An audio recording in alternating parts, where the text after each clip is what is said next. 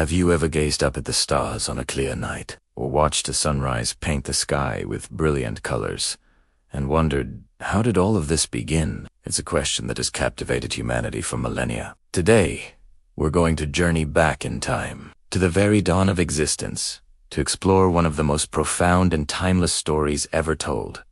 The story of creation from the book of Genesis. This isn't just a tale of how the world was made. It's a story brimming with purpose, order, and breathtaking beauty. It sets the stage for everything that follows. So, let's step back to a time before time, to a moment when there was nothing but potential, and witness the unfolding of the universe, day by magnificent day. In the beginning, before the mountains rose, before the oceans roared, before a single star twinkled in the void, there was a state of formlessness. The Bible describes it this way: the earth was without form and void, and darkness was upon the face of the deep. Imagine that for a moment, an endless, silent, dark expanse.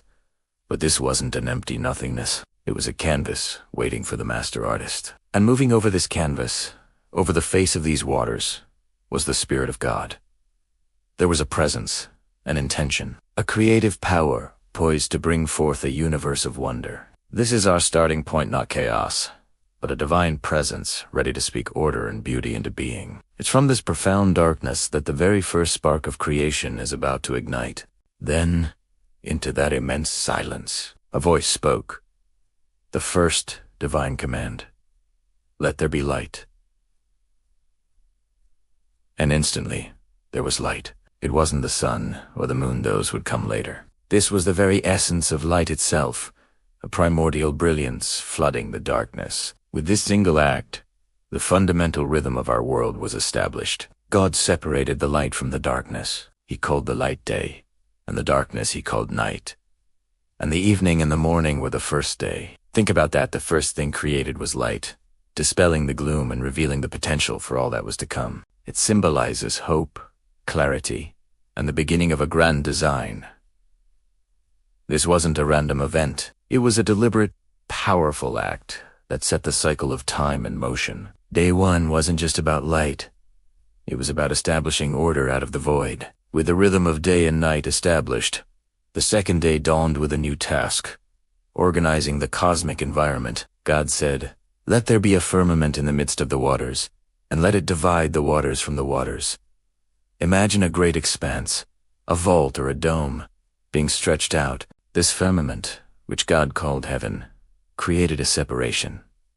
It divided the waters above from the waters below. This act created our atmosphere, the sky that we see when we look up. It carved out a space for life to eventually exist, protected and defined. It's a picture of structure and architecture on a cosmic scale. The formless waters were now given boundaries, creating the blue expanse above and the deep waters below. This organization was crucial. Before anything could grow or live, a stable environment had to be crafted. And so, the evening and the morning were the second day. Now that there was light and a sky above, the third day focused on creating a foundation for life to take root. God commanded, "Let the waters under the heaven be gathered together unto one place, and let the dry land appear." And just like that, it was so. The waters receded, forming vast oceans and seas, and from 10 continents and islands emerged. God called the dry land earth, and the gathered waters he called seas. And God saw that it was good. But the creation of day 3 didn't stop there. With the land now prepared, God spoke again. "Let the earth bring forth grass, the herb yielding seed, and the fruit tree yielding fruit after his kind." Immediately, the barren land burst into life. Lush greenery, vibrant flowers, and towering trees filled the landscape, each one designed to reproduce and continue its kind. It was a self-sustaining, beautiful botanical world. The evening and the morning were the third day, with the stage now perfectly set: light, sky, land. And sees the fourth day was about illuminating and ordering the cosmos. God said, "Let there be lights in the firmament of the heaven to divide the day from the night." This is when the celestial bodies we know so well were placed in their roles. He made 2 great lights. The greater light, the sun, to rule the day, and the lesser light, the moon, to rule the night. He made the stars also. These weren't just for illumination, te weraset, for signs and for seasons and for days and years. They became our cosmic clock and calendar, marking the passage of time, guiding sailors, and defining the cycles of life on Earth. Look up at the sun's warmth, the moon's gentle glow, or the countless stars scattered across the night sky. According to this story, they were all placed there with purpose on day 4, turning the heavens into a magnificent, functional masterpiece. The evening and the morning were the 4th day. The world was now beautiful, but it was silent and still. He spoke a new command. Let the waters bring forth abundantly the moving creature that hath life, and fowl that may fly above the earth in the open firmament of heaven. From the smallest fish to the great whales, creatures of every shape and size filled the oceans. At the same time, the skies were filled with the flutter of wings and the songs of birds. The air, once empty, now carried the soaring eagle and the humble sparrow. And God saw that it was good. He then gave them their first blessing. Be fruitful, and multiply, and fill the waters in the seas, and let fowl multiply in the earth. Life was not meant to be static. It was meant to flourish and spread. The evening and the morning were the 5th day. The seas and skies were now alive, but the land remained uninhabited. The 6th day would change that, bringing forth the creatures of the earth. God said, let the earth bring forth the living creature after his kind, cattle and creeping thing, and beast of the earth after his kind. And it happened. The plains filled with grazing herds, the forests with wild beasts, and the ground with every kind of creature that creeps and crawls. The world was now teeming with a rich diversity of animal life, each in its own habitat, each with its own purpose. The symphony of creation was nearing its crescendo. But the most significant act of this day, the pinnacle of the entire creation week, was yet to come.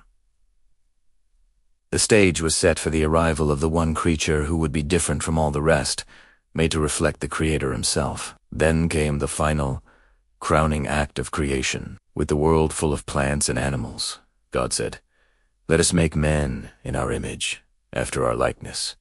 He formed man from the dust of the ground and breathed into his nostrils the breath of life, and man became a living soul. For the first time, something is made, not just after its kind, but in the image of God. So, God created mankind in his own image. Male and female, he created them. To this unique creation, God gave a special responsibility. Have dominion over the fish of the sea, and over the fowl of the air, and over every living thing that moved upon the earth. This wasn't a license to exploit, but a call to be wise and caring stewards of the beautiful world he had made. As the 6th day drew to a close, God surveyed everything he had made, from the light of the first day to the creation of humankind. He looked upon the entirety of his work, the teeming oceans, the vibrant forests, the celestial lights, the diverse animals, and the man and woman created in his image, and the verdict was not just good, as it had been on the previous days. This time, the scripture says, God saw everything that he had made, and, behold, it was very good. It was complete.